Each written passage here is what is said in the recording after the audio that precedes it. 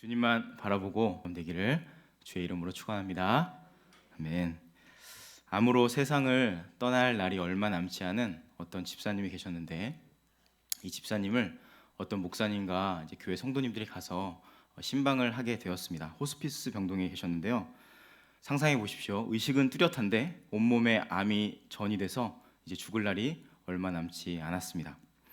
그 병동에서 예배를 드리고 이제 주섬주섬 물건을 챙겨서 나오려고 하는데, 갑자기 그 집사님께서 목사님은 거기에 앉아 계세요 라고 말씀하시는 거예요. 그래서 목사님이 조금 당황했지만 그래도 태연한 척 앉아 계셨습니다. 모든 성도님들이 나가고 단둘이 있었는데, 갑자기 그 집사님께서 이제는 커튼을 치라고 말씀을 하시는 거예요. 그래서 이상하다. 그래서 커튼을 쫙 닫혔습니다. 정적이 흐르고 그 목사님과 집사님 둘이서 가만히 앉아 있는 그때 목사님이 생각했대요. 이분 왜 이러시지?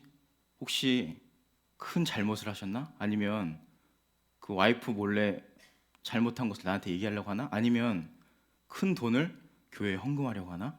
라는 생각을 하고 계시는 찰나에 귀를 가까이 대라고 하시더래요. 그래서 목사님께서 귀를 가까이 댔더니 떨리는 목소리로 집사님이 이렇게 말씀하셨답니다. 목사님, 저하고 같이 가시죠. 이 소리를 들었던 목사님이 깜짝 놀라서 부르르 떨면서, 집사님, 무슨 말씀이세요? 집사님 먼저 가세요. 저는 아직 준비가 안 됐습니다. 조금 더 준비가 돼서 시간이 되면, 제가 할 일이 많거든요.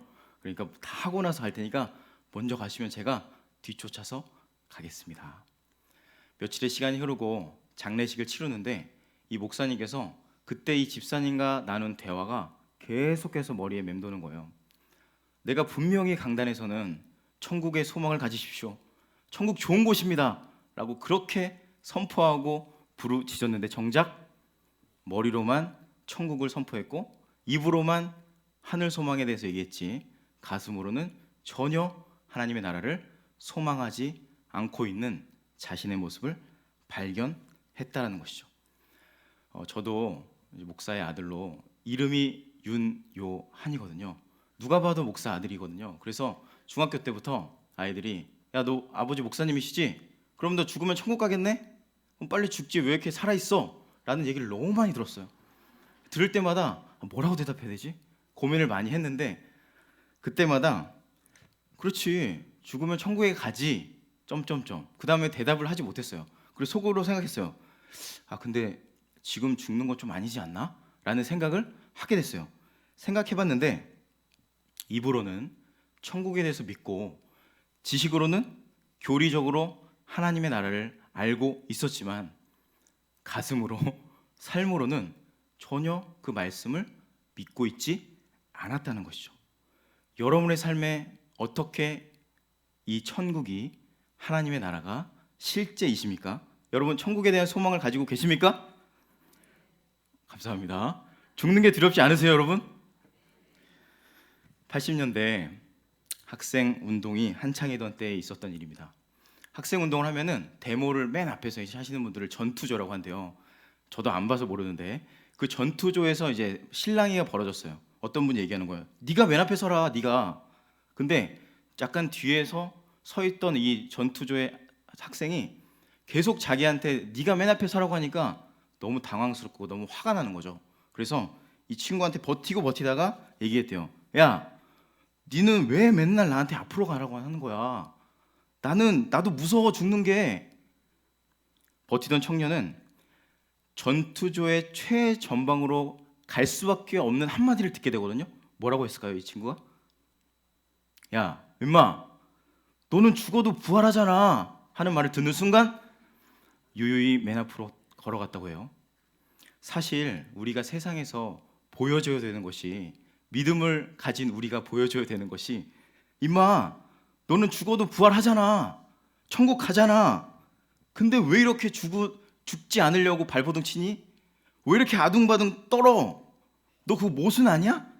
라는 얘기를 우리가 듣고 있는 건 아닌지 생각해 봐야 된다는 거죠. 세상이 우리를 향해서 외쳐요. 여러분 스스로에게 질문해 보세요. 정말 예수 믿고 있나? 내가 정말로 천국의 소망을 두고 살고 있나? 하나님 나라를 바라보면서 살아가고 있나?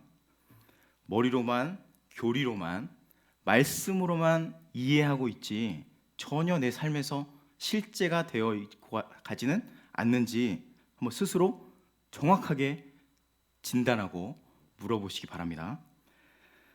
히브리서 2장 15절의 말씀에 보면은 쉬운 성경으로 이렇게 돼 있는데, 또한 죽음에 대한 두려움에 사로잡혀 사는 사람들을 자유롭게 하기 위해 사람과 같은 모습으로 죽으셨습니다.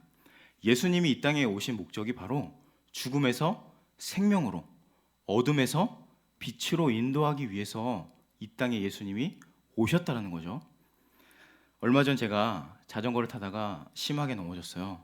그래서 보이실지 모르겠지만 여기 상처가 나 있고 손이 부러졌어요. 손가락이. 처음으로 이 손가락에 골절을 당하게 됐는데 일단 너무너무 아팠습니다. 너무너무 아팠고 수술을 해야 되는 상황이 됐어요. 근데 제가 손가락 수술을 벌써 3차례째 하게 됐는데 3번째 수술하니까 괜찮겠거니 생각했어요. 그런데 수술방에 들어갈 때 마취 주사를 맞고 수술방에 들어가거든요. 근데 수술방 앞에서 마취 주사를 놓는 그 간호사님께 나지막한 목소리로 제가 여쭤봤어요. 뭐라고 여쭤봤을까요? 마취하고 혹시 못 깨어난 사람은 없겠죠? 그럴 가능성은 높지 않죠? 라는 질문을 제가 왜 질문을 했을까요? 두려웠다는 거죠. 셰익스피어의 햄릿의 3막 1장에 이러한 대사가 있어요. 햄릿의 대사예요. To be or not to be, that is the question. 죽느냐 사느냐, 그것이 문제로다. 한 비평가는 햄릿의 내면의 상태를 이렇게 진단하는데요. 삶과 죽음에 대한 망설임과 우유부단함, 확신 없는 그의 고백은 죽음 이후가 불투명하기 때문에 그 불확실성 앞에서 두려워하고 있는 내면을 표현하고 있는 독백이다. 우리의 인생도 어찌 보면 이 햄릿처럼 죽음과 삶 사이에서 왔다 갔다 흔들리면서 살아갑니다. 따뜻한 봄날이 지나가면 뭐가 찾아오죠? 추운 겨울이 찾아오고 아침에 해가 떠오르지만 금세 적막한 저녁이 찾아오죠. 성공이 있으면 뭐가 있죠? 실패가 있고, 만남이 있으면 이별이 있고, 부유함이 있으면 가난함이 있고, 건강함이 있으면 질병이 있는 것처럼 말입니다. 그런데 이때 인간의 반응은 2가지로 크게 나뉜다고 합니다. 첫 번째, 어떤 사람은 그 어두움과 절망, 죽음과 같은 상황 가운데서 포기하고 절망하고 낙담하는 사람이 있는 반면에, 2번째는 어떤 사람은 그 죽음과 같은 상황, 완전한 어둠을 뚫고, 그 어둠을 뚫고 부활을 향해서, 빛을 향해서 나아가는 사람이 있다는 겁니다. 여러분은 인생에서 인생의 어둠이 찾아왔을 때 어떠한 반응으로 여러분의 어둠을 다루고 계시고 어떻게 그 인생을 살아내고 계십니까? 한번 스스로에게 질문해 보시기 바랍니다. 오늘 말씀을 쓴 사도 바울은 빌립보서를 어디에서 썼냐면 감옥에서 썼습니다. 인간적으로 시선을 보면, 인간적인 관점에서 보면 절망이고 포기이고 낙담이고 죽음이고 완전한 어둠입니다. 완전한 어두움인데도 불구하고 바울은 그 어둠을 어둠으로 보지 않습니다. 유진 피터슨이 쓴 메시지의 빌립보서의 머릿말에 이렇게 바울을 묘사하는데요. 읽어드릴게요. 그는 감옥에서 편지를 썼고 경쟁자들의 공격을 받고 있었다. 그는 예수를 섬기며 20년이 넘도록 혹독한 여행을 한 끝에 지쳐 있었고 어느 정도 위안도 필요했을 것이다. 그러나 바울의 내면으로 경험한 예수의 생명과 비교해 볼 때 그에게 주어진 상황은 그다지 중요하지 않았다. 그는 예수님의 생명, 그 피 묻은 십자가의 복음에 완전히 사로잡혀 있었다라는 말입니다. 그렇기 때문에 넘치는 사랑과 기쁨으로 자신의 인생에 완전히 젖어 있었고 주변으로 그 사랑과 기쁨이 그냥 자연스럽게 흘러가고 있었다라는 거죠. 행복하기 위해서 1번, 2번, 3번 스터디하고 공부하고 이렇게 가르치는 빌립보서가 아니라는 거예요. 바울은 나는 지금 예수님 때문에 너무 행복하다, 나는 지금 예수님 때문에 너무 기쁘다 라는 말을 빌립보서에서 단지 자신의 고백을 할 뿐이라는 거죠. 그 사랑이 흘러 넘쳐서 이 사랑이 너무너무 기쁘니까 주변으로 흘러가고 있었다는 거죠. 메시지 성경이 2장 14, 15절, 오늘 말씀의 좀 앞절을 이렇게 표현하는데요. 읽어드릴게요.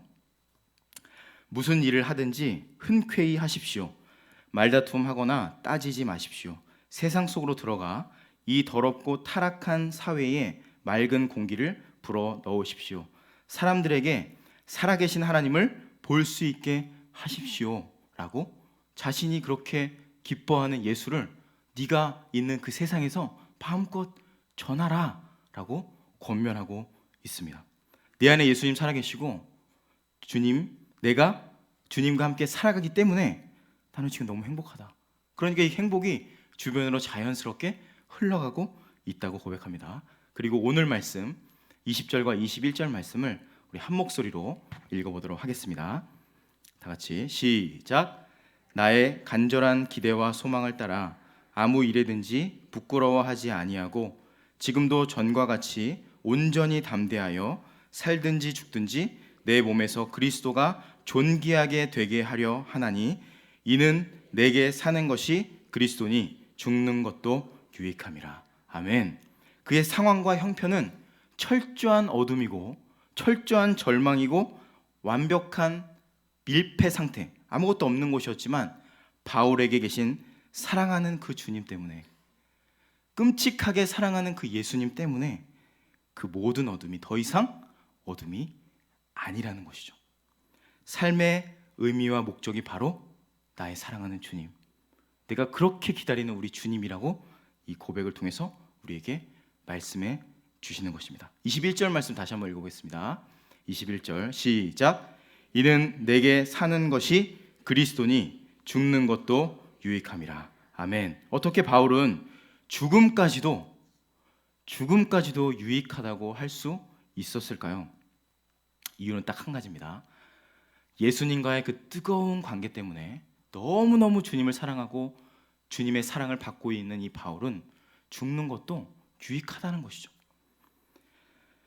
바울은 어둠, 절망, 좌절에 있었지만 바울 안에 계신 그 예수님의 생명으로 살기 때문에 그 어떤 것도 그의 삶을 막고 어렵게 힘들게 할 수 없었다는 겁니다. 요한복음 15장 5절 말씀 읽어드릴게요. 나는 포도나무요 너희는 가지라. 그가 내 안에 내가 그 안에 거하면 사람이 열매를 많이 맺나니 나를 떠나서는 너희가 아무것도 할 수 없음이라. 아멘. 우리도 마찬가지입니다. 태양이 있으면 태양이 비추는 그곳은 밝지만 그 뒤에 뭐가 있죠? 그림자가 있습니다. 반드시 태양이 있으면 그 뒤에는 그림자가 드리워지게 마련입니다. 우리 인생에도 마찬가지입니다. 우리 인생에 밝은 면만 있는 게 아니라 어두운 면이 있습니다. 그런데 그 어두움을 바라볼 때 내 생각으로 내 판단으로 보는 것이 아니라 그것을 내 생각으로 내 판단으로 보면 내 열심으로 내 힘으로 그 어려움을 돌파하거나 어두움을 이겨내려고 노력하는데 그렇게 되는 순간 내가 원하는 방향으로 하지 하나님께서 원하시는 방향으로 갈 수가 없다는 겁니다. 더 발버둥치고 내 힘으로 노력하면 노력할수록 낙심과 절망과 후회만 찾아오게 된다는 겁니다. 주님 내 안에 거하시고 나 주님 안에 거하니까 십자가의 은혜로 주님을 사랑하는 그 은혜로 주님의 사랑에 완전히 젖어서 그 어떠한 터널도 그 어떠한 어둠도 은혜로 통과하게 되는 것입니다. 중국의 공산주의 핍박이 심할 때 워치만리라는 중국에서 기독교 리더가 계셨는데요. 꿈을 꿨습니다. 성령께서 꿈을 꾸게 하셨는데 죽을 것 같은 어둠의 상황에서 고난과 핍박이 몰려오는데 배를 타고 항해를 하고 있었어요. 배를 타고 항해를 하는데 주기적으로 저 앞에서 암초가 하나씩 오는 거예요. 이 암초를 바라보면서 기도했죠. 간절하게 기도했어요. 저 암초를 없애달라고. 그러니까 어떻게 됐을까요? 그 암초가 없어졌어요. 그런데 또 암초가 오는 거예요. 그때 어떻게 했을까요? 또 기도를 했겠죠. 그런데 그 계속해서 암초가 5번, 6번 비슷한 패턴으로 그 암초가 오니까 이거 직감을 했어요. 이분이 이거 뭔가 잘못됐다, 기도를 바꿔야 되겠다 하고 기도를 바꾸는데 어떻게 기도하냐면, 하나님, 저의 믿음의 수위, 은혜의 수위를 주님 높여주십시오. 그렇게 기도하니까 정말로 응답을 받았어요. 그러니까 이 배가, 믿음의 수위가 올라가니까 어떻게 되죠? 물이 올라가겠죠. 은혜의 수위가 올라가니까 암초가 밑에 있지만 더 이상 내가 그것 때문에 어려워할 필요가 없이 물 밑으로 내려가는 거예요. 똑같은 상황에서 주기적으로 암초가 오지만 더 이상 나에게 어려움을 주는 암초가 아니라 믿음의 수위가 올라가는 순간 더 이상 나에게 어려움을 주지 못하게 되었다는 겁니다. 우리 삶에도 마찬가지입니다. 살아가면서 수많은 암초들이 우리에게 찾아오잖아요. 주기적으로. 그리고 크기도 다르게 많은 암초들이 우리에게 오지만 때로는 불안에, 염려에, 근심에, 우리의 감정을 계속해서 어렵게 하는 암초들이 올 때도 있고, 혹은 과거에 지은 죄 때문에 어마어마한 죄를 지었는데 이 죄가 도저히 씻을 수 없을 거라는 죄책감에 완전히 마음이 흔들리고 인생 전체가 흔들리는 분들도 있을 수 있습니다. 재정적인 어려움, 관계의 어려움, 자녀의 어려움, 내가 어떻게 할 수 없는 문제들이 찾아올 때도 있을 수 있고, 오랜 시간 기도했는데 기도의 응답이 없어요. 하나님께서 아무 말씀이 없으세요. 그럴 때 오는 낙심의 문제도 찾아올 때가 있습니다. 그런데 그 모든 암초들은 우리의 믿음의 수위, 은혜의 수위가 올라가면 더 이상 우리의 인생에 방해가 되는 것이 아니라는 것입니다. 그러므로 우리는 뭘 해야 될까요? 이 암초가 계속 오는데 그거 없애려고 발버둥 쳐야 될까요? 상황과 조건은 바꿔달라고 하는 것이 아니라 하나님께 달려가서 우리는 은혜의 수위를 높이기 위해서 그 하나님의 은혜에, 하나님의 사랑에 그 십자가 앞에 그냥 털썩 엎드리는 겁니다. 그때 그 십자가에 빠질 때, 그 은혜에 완전히 잠길 때 나에게 오는 암초가 더 이상 암초일까요? 보면서 밑에서 지나가는 암초들을 볼 수 있는 여유가 생기고 그 은혜 가운데서 내가 그 모든 것을 기쁨으로, 바울처럼 감사함으로 넉넉하게 이겨낼 수 있게 된다는 것입니다. 찬양 중에 이런 찬양이 있습니다. 같이 한번 하면 좋을 것 같은데, 빈들의 마른 풀같이 한번 찬양해 볼까요? 빈들의 마른 풀같이 시들은 나의 영혼, 주님이 약속한 성령 간절히 기다리네. 가물어 메마른 땅에 단비를 내리시듯 성령의 단비를 부어 새 생명 주옵소서. 아멘. 우리가 가물어 있지만 주님께서 은혜의 단비를 내려주시면 그 어떤 문제도 우리에게 더 이상 문제가 아닐 줄로 믿습니다. 빌립보서 1장 20절 말씀 다시 한번 읽어보도록 하겠습니다. 1장 20절 시작. 나의 간절한 기대와 소망을 따라 아무 일에든지 부끄러워하지 아니하고 지금도 전과 같이 온전히 담대하여 살든지 죽든지 내 몸에서 그리스도가 존귀하게 되게 하려 하나니. 아멘. 여기서 존귀하게 되다라는 단어는 헬라어로 메가위노라고 하는데요. 메가라는 말을 많이 들어보실 수도 있는데 크다, 많다라는 의미를 가지고 있어요. 그러니까 영어로는 magnify라는 것으로 파생이 됐는데요.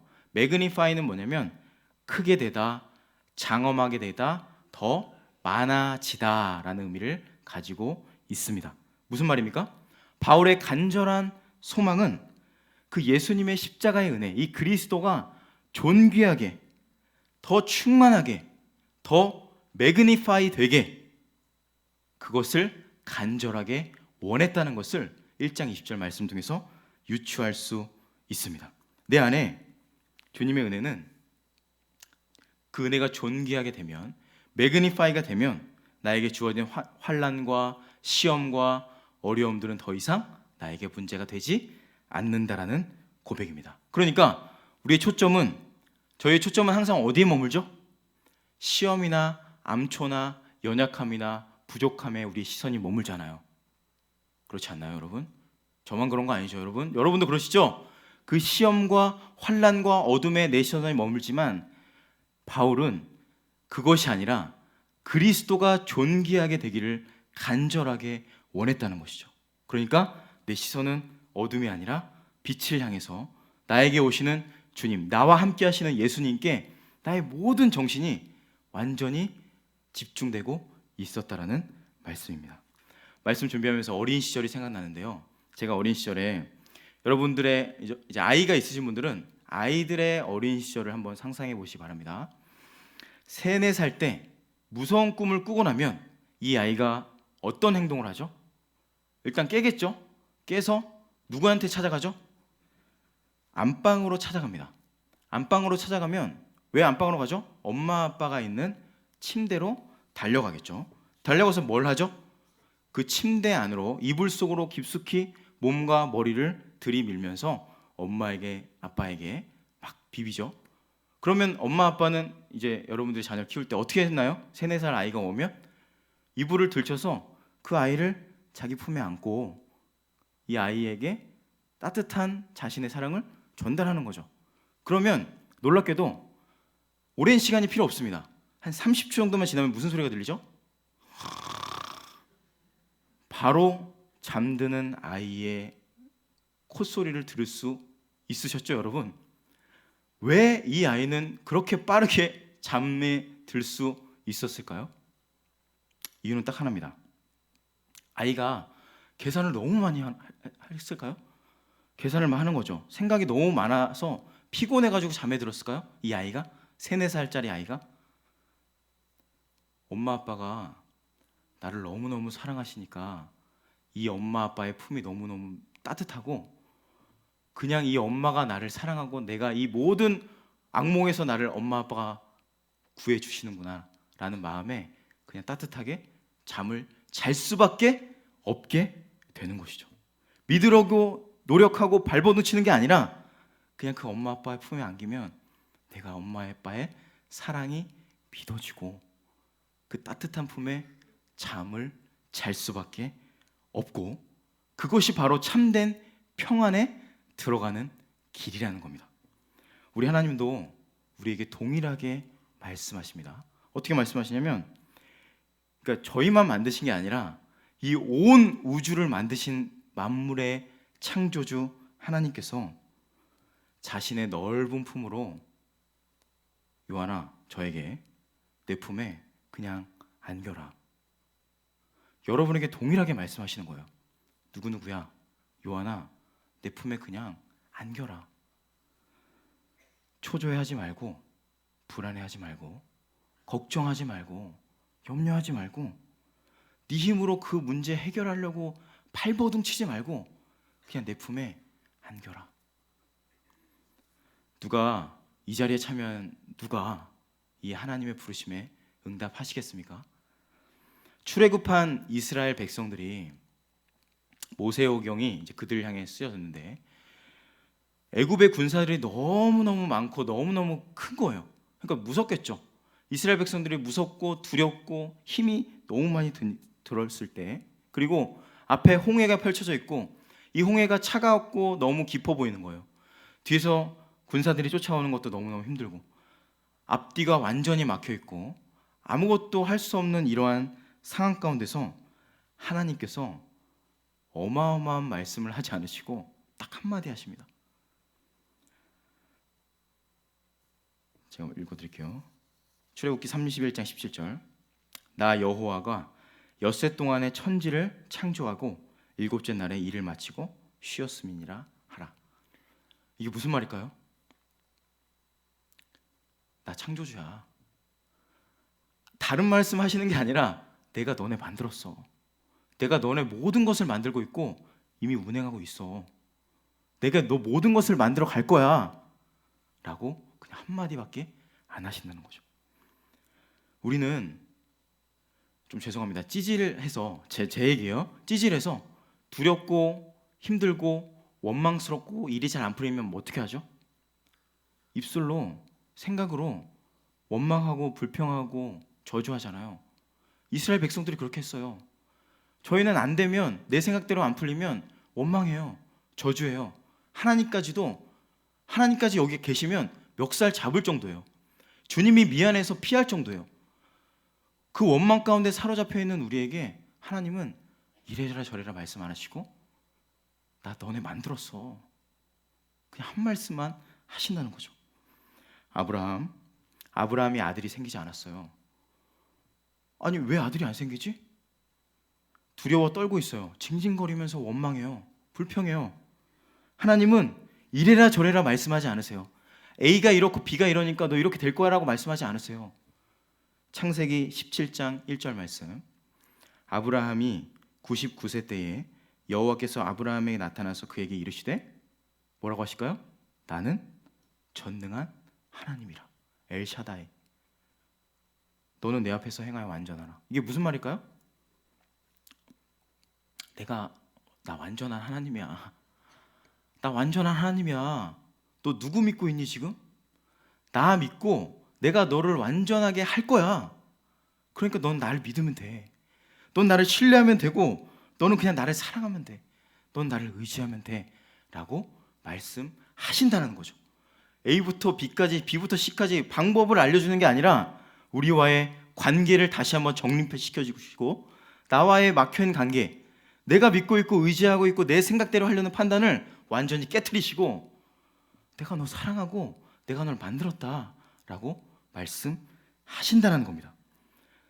그러므로 우리의 문제는 상황과 형편과 어려움에 어둠에 내 시선을 고정하는 것부터 시작됩니다. 힘쓰고 애쓰는 방향을 여기에 두면 안 되고 어디에 둬야 될까요? 그러니까 문제를 어떻게 풀어야 되지? 이 어려움들을 어떻게 해결해야 되지? 이 어둠을 어떻게 뚫고 나가야 되지? 어떻게 생각을 하면 안 된다는 겁니다. 그 방법을 생각하면 생각할수록 더 깊은 어둠에 빠지게 됩니다. 왜? 내가 주인이니까. 내가 어떻게 이걸 해나가야 되지? 어떻게 해야 될까요, 그러면? 그냥 주님께 나아가는 거예요. 주님께 나아가서 십자가 앞에 그냥 엎드리는 거예요. 나와 주님 사이에 막혀져 있는 관계가 내가 열심히 해서 생긴 거예요. 내 노력 때문에 문제가 생긴 거예요. 더 커졌어요. 이거 다 깨트리고 그냥 주님께 엎드려서 주님, 저 주님밖에 없어요. 주님만 의지할게요. 라는 고백에서부터 그 문제가 해결될 줄로 믿습니다. 우리를 너무너무 사랑해서 그 십자가에 달려 돌아가신 예수님을 다시 바라보는 거예요. 그 예수님의 십자가를 묵상하고 거기서 흘러내리는 예수의 보혈을 묵상하고 나를 위해서 이 엄청난 사랑을 이 예수님의 십자가의 보혈을 주셨는데 나는 지금 뭐하고 있지? 난 지금 주님 안 믿고 뭐하고 있지? 한번 따라해 볼까요? 주님, 진심으로 사랑합니다. 이 고백을 듣기 원하세요. 주님은 다른 고백이 아니라 내가 어떻게 하겠습니다가 아니라 나 너 사랑하는데 너 나 사랑하니? 예, 주님, 저 사랑합니다. 정말 너무너무 사랑합니다. 내 안에 살아계신 주님, 이 주님이 존귀하게 될 때, 그 주님을 존귀하게 사랑하고 그 주님만을 사랑할 때 더 이상 나에게 어둠은 어둠이 아니에요. 더 이상 그 어둠, 그 나에게 지긋지긋한 어려움들은 더 이상 나에게 어려움이 아니라는 겁니다.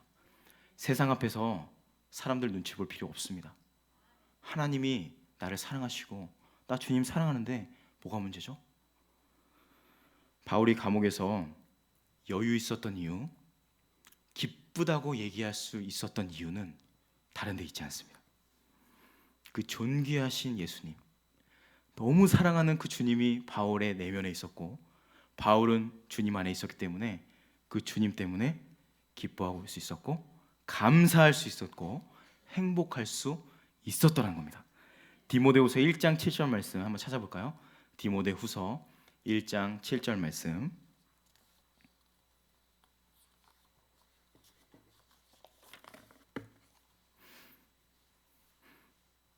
여러분 이 말씀은 암송하기를 추천드립니다. 디모데후서 1장 7절 말씀.